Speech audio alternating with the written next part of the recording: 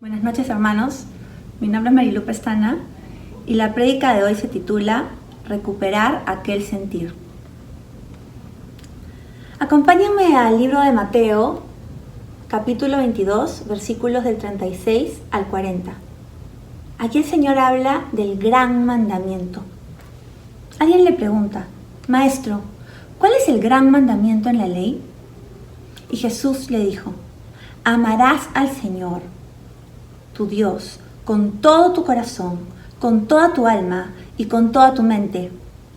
Este es el primero y grande mandamiento. Y el segundo es semejante: amarás a tu prójimo como a ti mismo. De estos dos mandamientos depende toda la ley y los profetas. ¿Por qué dice Señor que de los dos mandamientos depende toda la ley? Es muy simple. Porque si cumplimos el primer mandamiento, en el que amamos a Dios con todo nuestro ser, cumpliremos los primeros. No tendremos dioses ajenos delante de nosotros, porque el Señor será el único necesario.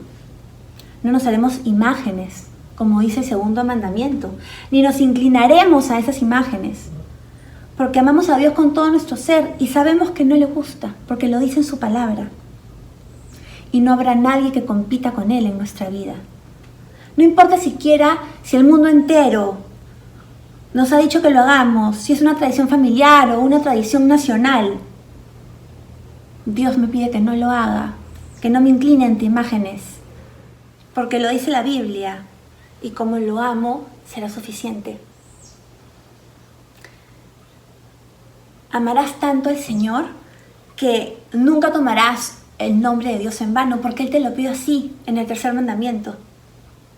Y respetarás un día a la semana de descanso para dedicárselo solo a Él, porque así lo pide en el cuarto mandamiento.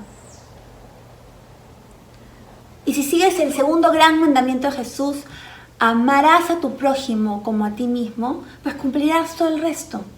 Honrarás a tus padres, porque son tu prójimo. No tolerarías que tus hijos te maltraten, ni que te falten el respeto. Por la misma razón, no debemos hacer eso con nuestros padres. No debemos ser infieles a nuestros esposos, a nuestras esposas, porque son nuestro prójimo. Y si los amamos como a nosotros mismos, no queríamos causarle ese daño, como no podríamos nosotros ni tampoco soportarlo. No seríamos capaces de matar a un ser humano, ni nacido ni por nacer, aunque la tendencia en el mundo sea ahora decirte que es tu cuerpo y que puedes hacer lo que tú quieras con él. No robaríamos. Yo no le robaría a mi prójimo porque lo amo como a mí mismo. No le mentiría. No codiciaría lo que él tiene porque lo amaría como a mí mismo y querría lo mejor para él. Por eso sería incapaz. Es increíble cómo Jesús puede resumir toda esta ley de los 10 mandamientos en dos simples pero poderosos mandamientos. Es algo que solo el Hijo de Dios puede hacer. Amarás a Dios con todo tu ser y a tu prójimo como a ti mismo. ¿Qué significa amar a Dios con todo mi ser? Significa darle el primer lugar en mi corazón. Si me acompañan a Mateo 6, versículos del 19 al 21, esta porción se titula Tesoros en el cielo, y dice así la palabra: No os hagáis tesoros en la tierra, donde la polilla y el orín corrompen, y donde ladrones minan y hurtan. Sino haceos tesoros en el cielo, donde ni la polilla ni el orín corrompen, y donde ladrones no minan ni hurtan. Porque donde esté vuestro tesoro, ahí estará también vuestro corazón. Esta última parte, la primera vez que la escuché, me cautivó. Donde esté vuestro tesoro, ahí estará también vuestro corazón. ¿Qué es un tesoro? Algo invaluable, algo que queremos guardar, que queremos proteger, que es que es de gran valor para nosotros. Y dice la palabra, donde esté ese tesoro, ahí va tu corazón. ¿Cuál es el tesoro de nuestro corazón? Algunos podrán decir, es muy difícil, o tengo muchos tesoros, o hay cosas que me importan mucho. Otros podrán decir, bueno, está clarísimo, el tesoro de mi corazón es Dios. Algunos dirán, el tesoro de mi corazón es mi marido, es mi esposa, son mis hijos. ¿Sabes cómo puedes saber? Hay una prueba muy sencilla para averiguar cuál es el tesoro de tu corazón. Porque no importa lo que tú digas con tu boca o lo que pienses, lo importante es lo que tú haces con tus actos. Eso realmente demuestra qué es lo que realmente te importa en la vida. ¿Qué toma la mayor cantidad de tiempo en tu mente? La mayor cantidad de tu energía, de tus pensamientos, de tu día a día. Ese es el tesoro de tu corazón. Y Dios quiere ser el tesoro de tu corazón. No quiere competir con nadie. Quiere tener el primer lugar en tu vida. No quiere decir que no va a haber nada más importante. Obviamente el Señor da prioridades. Tu familia debe ocupar el siguiente lugar. Pero Él quiere tener el primero. Por eso da este mandamiento. Lo amarás con todo tu corazón, con toda tu alma, con toda tu mente. Y si hay algo más que está ocupando ese primer lugar, que le corresponde al Señor, automáticamente ese tesoro se transforma en un ídolo en nuestra vida, porque compite con Dios. Solo hay un Dios. Y si hay otro Dios que compite con el verdadero, es un ídolo. Es un Dios falso, pero que nos está atrapando. Y hoy día quiero tocar la historia de un personaje relativamente secundario en el Nuevo Testamento, por lo menos al principio.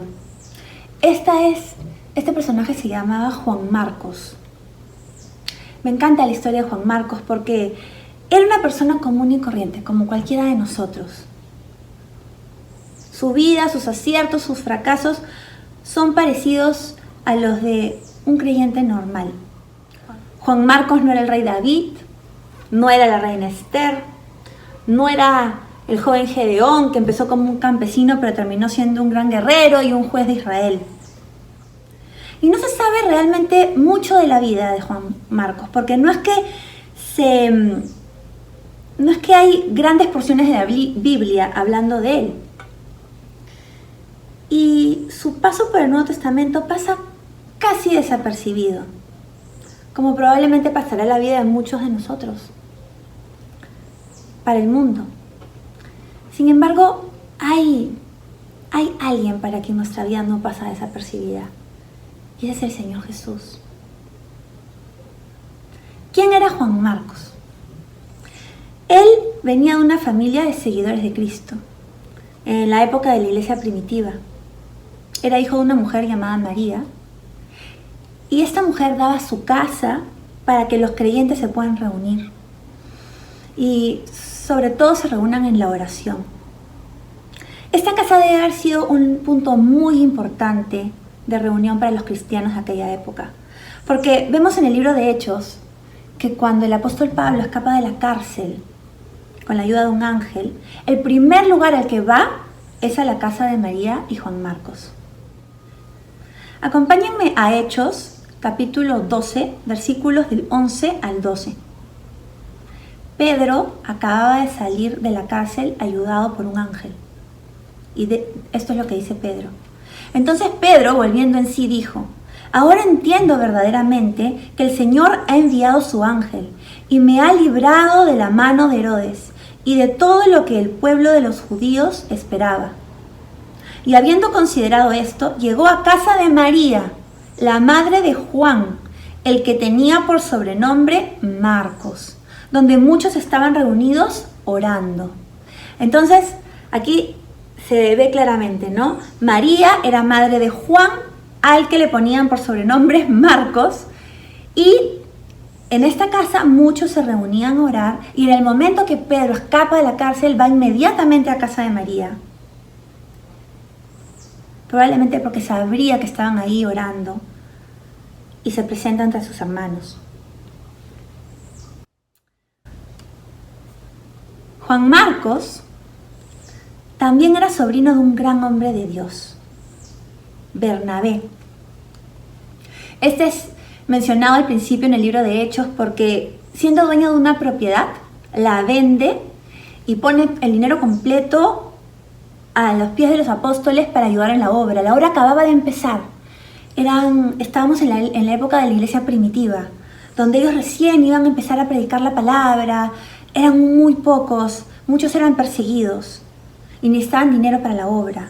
Y en un acto de desprendimiento, Bernabé les da todo lo que tenía de la venta de esa propiedad. En la mitad del mismo libro de Hechos, este Bernabé es seleccionado por el Espíritu Santo para acompañar a Pablo en el primer viaje misionero. Acompáñenme a Hechos 13, versículos del 1 al 3. La porción se titula Bernabé y Saulo comienzan su primer viaje misionero. Había entonces en la iglesia que estaba en Antioquía profetas y maestros. Bernabé, Simón, el que se llamaba Níger, Lucio de Cirene, Manaén, el que se había criado junto con Herodes el tetrarca, y Saulo, a quien también llamaban Pablo. Versículo 2. Ministrando esos al Señor y ayunando, dijo el Espíritu Santo: apartadme a Bernabé y a Saulo para la obra a que los he llamado. Entonces, habiendo ayunado y orado, les impusieron las manos y los despidieron. Esos eran algunos de los familiares de Juan, apodado Marcos. Ellos eran siervos, ellos eran creyentes dedicados a la obra. Tenían a Jesús como el tesoro de su corazón. Ellos eran capaces de dar su casa para una reunión de oración. Eran capaces de guardar a los hermanos, aún en una época de persecución. Eran capaces aún de vender sus propiedades para ayudar a la obra en época de necesidad. Estaba claro que Dios tenía un primer lugar en su vida. Por eso no es extraño que Juan, por sobrenombre Marcos, también haya sido un creyente y haya querido ayudar en la obra del Señor. Y es así que él es elegido durante este primer viaje misionero como ayudante del apóstol Pablo y de su tío Bernabé. Si vamos a Hechos 12:25, estamos, si se dan cuenta, siempre en el mismo libro. Dice la palabra: y Bernabé y Saulo, cumplido su servicio, volvieron a Jerusalén, llevando también consigo a Juan, el que tenía por sobrenombre Marcos. Y luego en Hechos 13, versículos 4 y 5, la porción se titula Los apóstoles predican en Chipre. Y dice así: ellos entonces, enviados por el Espíritu, descendieron a Seleucia, y de ahí navegaron a Chipre, y llegados a Salamina, anunciaban la palabra de Dios en las sinagogas de los judíos. Tenían también a Juan de ayudante. Juan, de sobrenombre Marcos, Juan Marcos, tenía un vivo deseo de poner al Señor en primer lugar de su vida, predicando la palabra de Dios en naciones lejanas. Pero si se dan cuenta, todas las menciones de Juan Marcos eran muy escuetas, eran muy secundarias, como decía al principio. No se puede saber mucho de lo que él tiene en su mente, lo que él siente en su corazón. Es más, fue ayudante, su mamá era tal, su tío era tal. Lo llevaron a tal sitio. No se escucha su voz. No se habla acerca de sus sentimientos, de sus pensamientos. Pero sin embargo pasa algo en este primer viaje, en el que algo cambia dentro de él. Porque a pesar de que no se sabe qué sentía, se ve la obediencia. Se ve la obediencia de acompañar a estos hombres mayores, a estos viajes, siendo ayudante, siendo un facilitador. Sin embargo, en el mismo libro de Hechos, en el capítulo 13, versículo 13, dice algo que hace un pequeño giro. Habiendo zarpado de Pafos, Pablo y sus compañeros arribaron a Perge de Panfilia, pero Juan, apartándose de ellos, volvió a Jerusalén. No habla mucho tampoco del por qué, para qué. Sabemos por versículos anteriores que este viaje misionero fue muy duro. Y nuevamente no sabemos qué pasaba exactamente por la mente de Juan Marcos. Pero sí sabemos que decidió no continuar con el viaje, que decidió desertar de la encomienda que le habían dado y regresar a su casa. Esto no le supo nada bien a Pablo. Pablo se sintió abandonado en un tiempo tan delicado, tan peligroso para ellos, en el que realmente necesitaban la ayuda de este joven. Y Juan Marcos no había dejado de ser cristiano, no había dejado probablemente de servir, simplemente no quería contrariarse, simplemente podía seguir sirviendo desde la comodidad de su hogar, al costado de su madre, al costado de sus familiares. Y de lejos no suena tan grave, era joven. Pero para el Señor sí lo es. Porque Él había sido elegido. Porque demuestra que Él había dejado de tener al Señor en el primer lugar de su vida. ¿Y qué dice nuestro Padre cuando dejamos de tenerlo en el primer lugar? Acompáñenme a Apocalipsis, capítulo 2, versículos de 2 al 7. Esto es una porción que es muy leída para los creyentes. Es importante que la tengamos presente. Y dice así: yo conozco tus obras y tu arduo trabajo y paciencia. Este es un mensaje que Jesús le da a esta iglesia. Conozco tus obras y tu arduo trabajo y paciencia, y que no puedes soportar a los malos, y has probado a los que se dicen ser apóstoles y no lo son, y los has hallado mentirosos. Y has sufrido, y has tenido paciencia, y has trabajado arduamente por amor de mi nombre, y no has desmayado. Versículo 4. Pero tengo contra ti que has dejado tu primer amor. Recuerda, por tanto, de dónde has caído, y arrepiéntete, y haz las primeras obras, pues si no, vendré pronto a ti, y quitaré tu candelero de su lugar si no tuvieres arrepentido. Para el Señor no es poca cosa que perdamos nuestro primer amor, que lo saquemos del primer lugar de nuestra vida. Para el Señor es un pecado, porque si no fuese pecado no diría: recuerda por tanto de dónde has caído y arrepiéntete, estás haciendo algo malo. Y haz las primeras obras, pues si no, vendré pronto a ti y quitaré el candelero, quitaré la luz de Jesús de su lugar, si no te hubieras arrepentido. El Señor es claro, el Señor es justo. Juan Marcos se había enfriado. Y hay muchas formas de enfriarse y de tomar distancia del Señor. Yo creo que la forma de Juan Marcos fue muy sutil.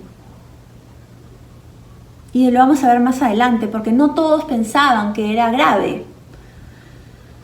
Y hay otras formas de tomar distancia.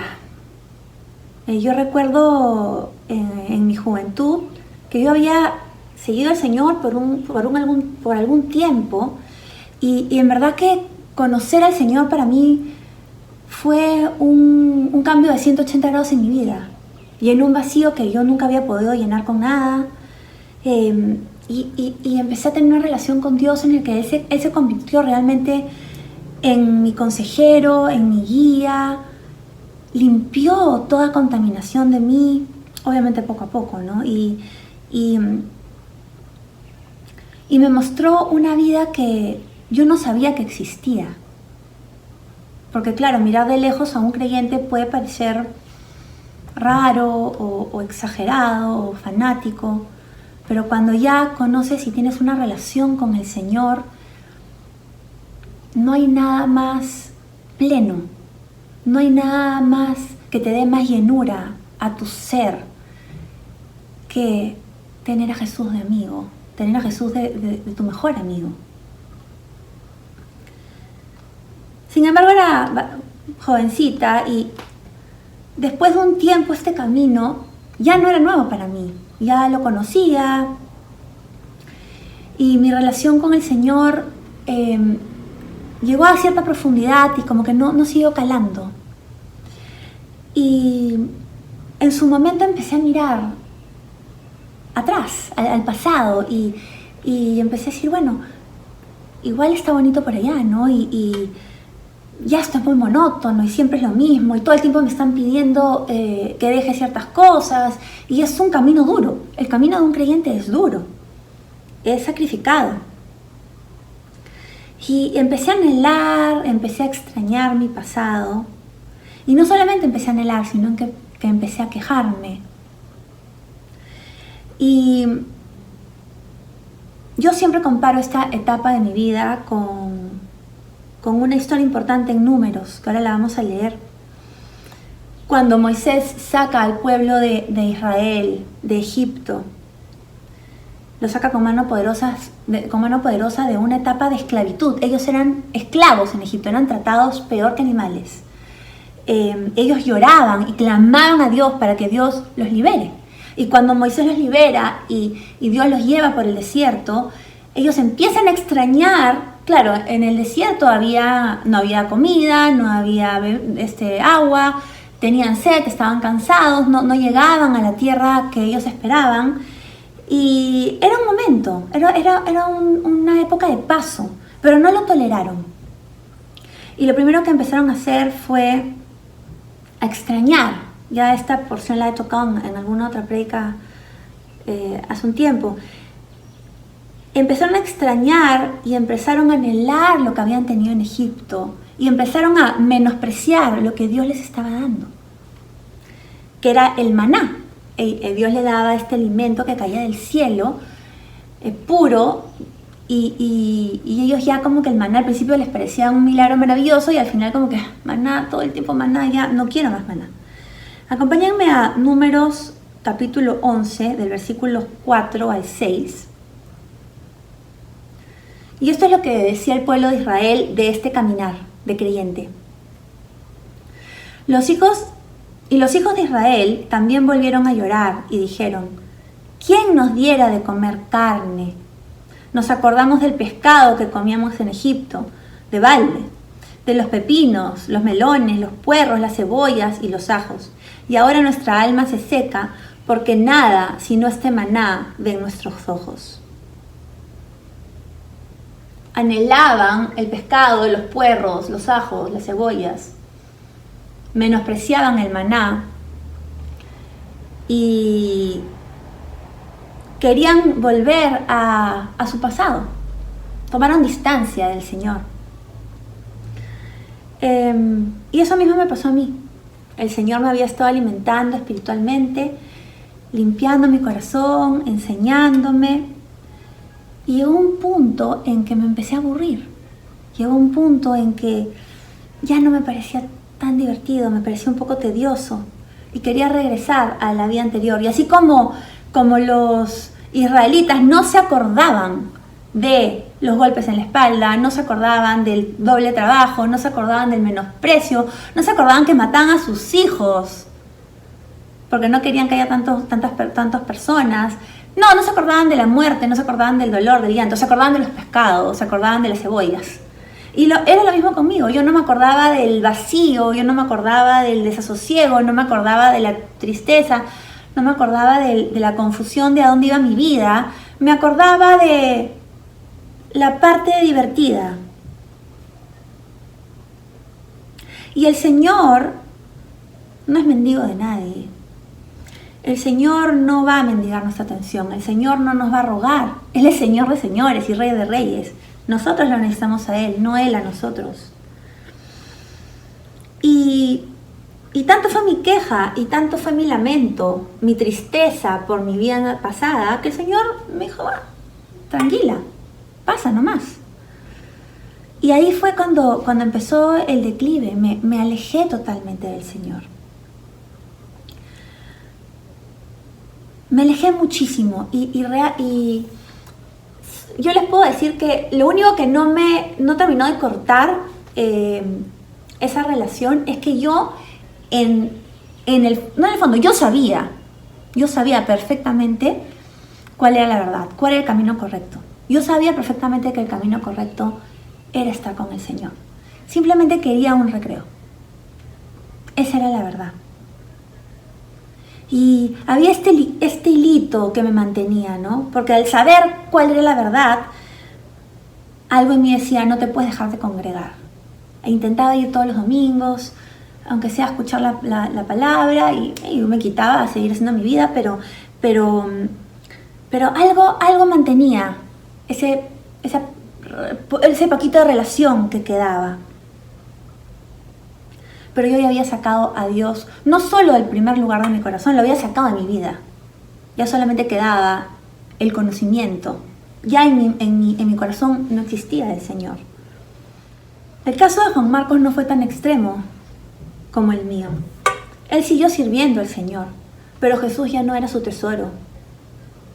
Ya no era predicar al mundo entero la palabra de Dios como el mismo Cristo le había demandado.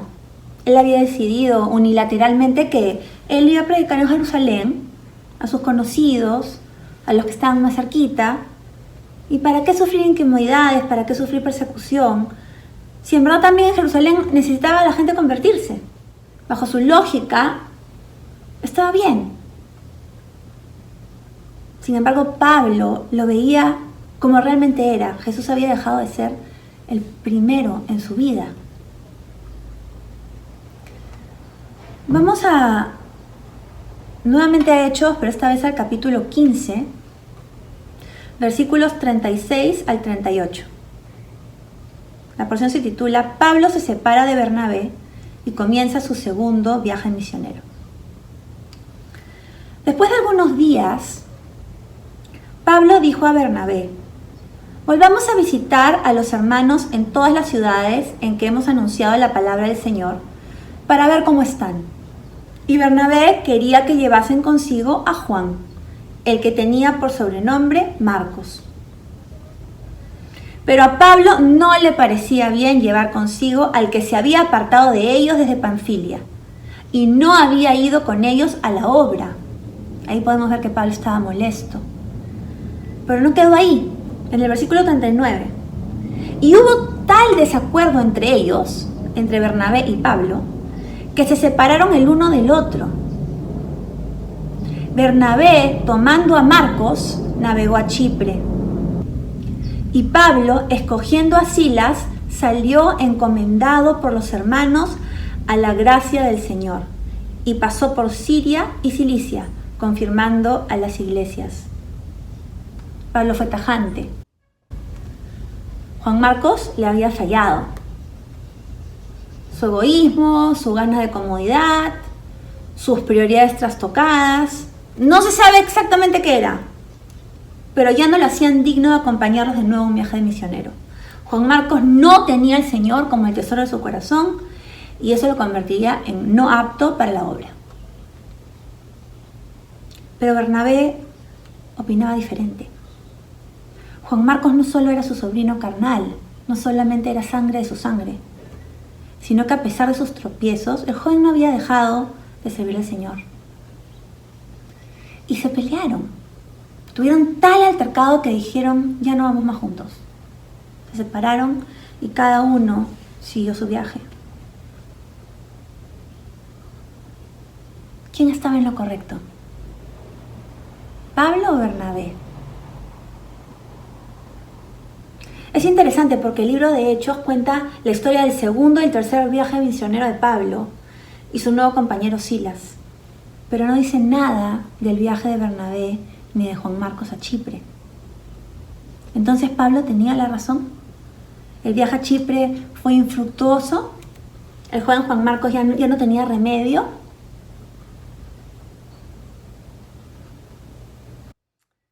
Muchas veces fallamos, hermanos, fallamos en la obra, fallamos en nuestra relación con Dios, le fallamos a nuestras familias. le fallamos a nuestros hermanos en la fe. Y pueden ser cosas pequeñas, pueden ser cosas grandes, pero que dejan una sensación de desilusión en aquel que confió en nosotros. Y a veces le fallamos al Señor de una forma monumental, como en mi caso. Y tan monumental, tan grandiosa, puede ser nuestra falla, que nos podemos sentir incluso hasta desechados. Ya después que hice esto, ya no hay forma, ya la regué, ya no hay vuelta atrás. Hablaba hace poco con una hermana que habíamos tenido una consejería con mi esposo y ella con su marido, y en algún momento dejaron la consejería, ¿no? Y hace poco me volvió a llamar y me dijo, no te volví a llamar porque estaba avergonzada de que no seguimos los consejos, no hicimos las cosas bien, y me da vergüenza llamarte, ¿qué ibas a pensar de mí? Y obviamente le dije, no tienes nada que tener vergüenza, nos equivocamos y por eso estamos en consejería, vamos a seguir avanzando, y si nos caemos nos volvemos a levantar y vamos a seguir hasta el final. Pero si por vergüenza ya no llamas y ya no sigues buscando a Dios porque dices ya fallé, entonces así no vas a poder avanzar. Y me entendió. Y eso es lo que pasó en mi caso. Yo tenía estilito, ¿no? Que les contaba, que era congregarme, pero todo el mundo sabía que yo estaba apartada. Y era confuso para mí si alguna vez regresaría. Yo ya me había solita puesto una cruz en la que ya había fallado. Y nunca sería una creyente victoriosa delante de Dios. Y con el paso del tiempo en la vida de Juan Marcos y en la vida de Pablo pasó algo interesante. Pablo lo había desechado, se peleó con Bernabé. Pablo estaba sumamente resentido con este joven y fue capaz de romper su relación de compañerismo con su pareja de milicia. Pero algo pasó en el camino. Acompáñame al libro de Filemón, capítulo 1, versículos 23 al 24. 23 al 25. Pablo ha escrito todo el libro de Filemón y al final está despidiéndose. Pablo ya era mayor y dice lo siguiente: te saludan Epafras, mi compañero de prisiones por Cristo Jesús, Marcos, Aristarco, Demas y Lucas, mis colaboradores. Marcos, dentro de sus 4 colaboradores. Y termina en el 25, la gracia de nuestro Señor Jesucristo sea con vuestro espíritu. Amén. Después de muchos años, Marcos había entrado nuevamente al servicio del Señor junto con Pablo. Y luego en 2 de Timoteo 4:11, vamos a empezar a leer desde el versículo 9, dice, Pablo le dice a Timoteo, procura venir pronto a verme, porque Demas me ha desamparado, amando este mundo, y se ha ido a Tesalónica, otro que se equivoca. Crescente fue a Galacia y Tito a Dalmacia. Solo Lucas está conmigo. Y luego dice, toma a Marcos y tráele contigo, porque me es útil para el ministerio. Había pasado el tiempo, Pablo ya no viajaba libremente, predicando la palabra por el mundo, ahora estaba encarcelado. Otros hermanos lo habían abandonado, algunos otros habían viajado a otros lugares para continuar la obra, pero Marcos, quien en un tiempo antiguo había fallado, era nombrado por él mismo, por Pablo, como uno de sus colaboradores muy útil para el ministerio. Marcos había vuelto a poner al Señor en ese primer lugar. Nuevamente, no se sabe exactamente los pensamientos, los sentimientos, solo salen cosas de tercera persona en Marcos. No sale Marcos hablando, solo se dicen cosas de él. Y nuevamente muy escuetas, pero podemos armar una pequeña biografía acerca de su vida con todos estos datos. Algunos estudiosos opinan que Pablo se apresuró en juzgar a Juan Marcos y que se equivocó al no darle una segunda oportunidad. Y que gracias al amor que tenía Bernabé por él y esta segunda oportunidad que Bernabé le da, Marcos da frutos de arrepentimiento, rezarse su pasado y él puede de nuevo encaminarse en la obra de Dios. Pero otros creen que la dureza de Pablo ayudó a Juan Marcos a recapacitar y a comprender que esto no era un juego, que una misión no es un compromiso que se puede romper así nomás, que tú estás predicando la palabra para vida de muchos. Aún probablemente ese distanciamiento entre Bernabé y Pablo le causó dolor a Marcos, porque vio que su tío se había peleado con su compañero de la batalla. Y lo hizo recapacitar. No importa qué fue en realidad. Lo importante es que él dijo, voy a volver a empezar. Ya cometí un error, no lo voy a volver a cometer. Y cuando Marcos se convierte en un colaborador fiel de Pablo, estaban pasando por la peor época. No era como la época del primer viaje misionero, que se paseaban y recién iban siendo conocidos y que en una ciudad de repente sí los votaban, pero en otra lo escuchaban y había una parte que los quería y otra parte que no los quería. No, en este momento ya estaban totalmente perseguidos. Pablo estaba en la cárcel. Marcos dijo, me voy a incomodar por Cristo. Y supo recolocar a Dios en el lugar que se merecía, en el primer lugar en su corazón. Y los frutos de la vida de Marcos no acabaron ahí. Él no solo se volvió un colaborador de Pablo. Luego de muchos años, Juan Marcos escribe uno de los 4 evangelios del Nuevo Testamento, el Evangelio de Marcos, para bendición de millones. Es elegido por Dios para escribir el Evangelio, uno de los 4.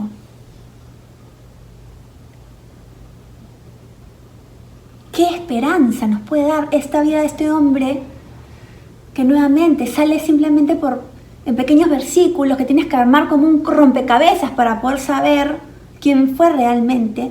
Y si se dan cuenta, nuevamente, ni aún en el libro de Marcos, él habla por sí mismo, él simplemente relata algo que ni siquiera vio, que le contó, se dice que fue Pedro el que le contó y él simplemente escribía. Siempre estuvo como de ayudante, siempre estuvo como de lado, pero a él no le importó. Y hoy en día podemos hablar en esta prédica de cómo cometió un error, pero luego su vida fue en aumento. Y es realmente muy esperanzador. Cuando yo, después de haber estado alejada y después de haber estado autotachada, porque ya cometí, ya me fui, ya no hay nada que hacer, y cuando quise regresar a los caminos del Señor, el Señor no se demora ni un segundo en perdonarte. Y obviamente has perdido mucho tiempo y de nuevo te has contaminado en ciertas áreas y probablemente es como cuando dejas de hacer un ejercicio y tienes que de nuevo ponerte en forma, pero no, al Señor no le importa, Él tiene todo el tiempo y toda la paciencia y todo el amor y no nos desecha. Nosotros somos los que lo desechamos. Y hoy día quiero invitarlos, si les ha pasado como Marcos, que no lo dejaron a Cristo, pero están mejor desde acá, mejor desde la comodidad de mi casa, no me voy a incomodar por esto, ¿no? O si están como me pasó a mí, totalmente alejados y como que ven una lucecita lejana al final del túnel. siempre podemos volver a empezar. Y escogí una canción para esta noche, espero que les guste, porque siento que resume lo que le puede pasar a un creyente cuando pierde esa relación con el Señor, cuando saca a Jesús del primer lugar, pero en el fondo anhela regresar. Si tú anhelas regresar, te pido que escuches esta canción, que realmente te pongas delante de Dios y que esto sea una oración para Él, para pedirle que nos ayude a recuperar el tiempo que hemos perdido. Que el Señor los bendiga. Quiero volver a empezar con un corazón sencillo, como al principio te conocí, recuperar aquel sentir cuando mi deseo era vivir toda mi vida para ti. Necesito regresar a lo que viví cuando recibí tu perdón. Quiero volver a empezar otra vez. Quiero volver a empezar con un corazón sencillo, como al principio te conocí. Recuperar aquel sentir cuando mi deseo era vivir toda mi vida para ti. Necesito regresar a lo que viví cuando recibí tu perdón. Quiero volver a empezar otra vez. Volver a los tiempos de dulce comunión y revivir el fuego de nuestro primer amor. Necesito regresar a lo que viví cuando recibí tu perdón. Quiero volver a empezar otra vez.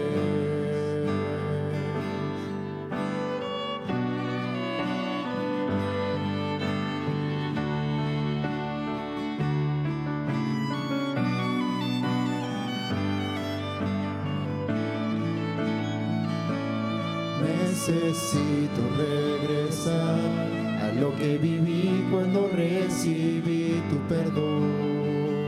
Quiero volver a empezar otra vez y volver a los tiempos de dulce comunión y revivir el fuego de nuestro primer amor. Necesito regresar a lo que viví cuando recibí